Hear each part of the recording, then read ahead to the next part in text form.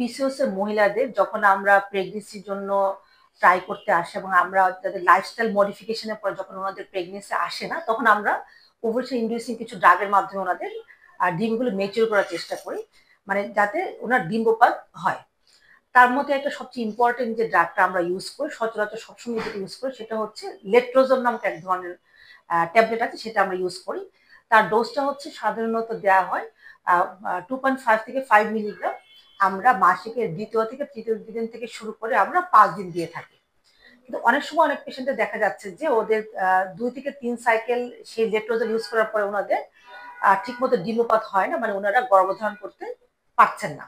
তাদের ক্ষেত্রে কিছু কিছু মেজারমেন্ট আমরা নিই। সেটা 1 নাম্বার হলো, সেটা হলো যে আমরা সেই লেট্রোজলটা 5 দিনের জায়গায় আমরা 7 দিন ইউজ করতে পারি। সেক্ষেত্রে কিন্তু ওনার ডিম্বপাতের সম্ভাবনা কিছুটা বৃদ্ধি পায়। সেটা বিভিন্ন স্টাডিতে দেখা গেছে, সেটা হলো 69.5% ক্ষেত্রে কিন্তু ডিম্বপাত হওয়ার সম্ভাবনাটা বেড়ে যায়।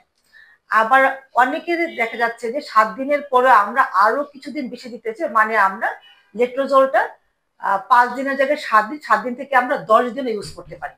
সেক্ষেত্রে কিন্তু ডিম্বপাতের সম্ভাবনা আরো কিছুটা বেড়ে যায় এবং সেক্ষেত্রে প্রেগনেন্সির সম্ভাবনা কিন্তু আরো বাড়ে।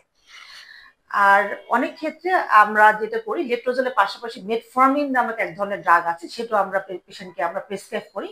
সেক্ষেত্রে কিন্তু সেই পিসিওএস পেশেন্টদের, যাদেরকে আমরা বলি রেজিস্ট্যান্ট পিসিওএস, যাদের লেট্রোজল কাজ করছে না, তাদের ক্ষেত্রে কিন্তু মেটফর্মিন অ্যাড করলে সেটা খুব ভালো কার্যকারিতা দেখা যায়।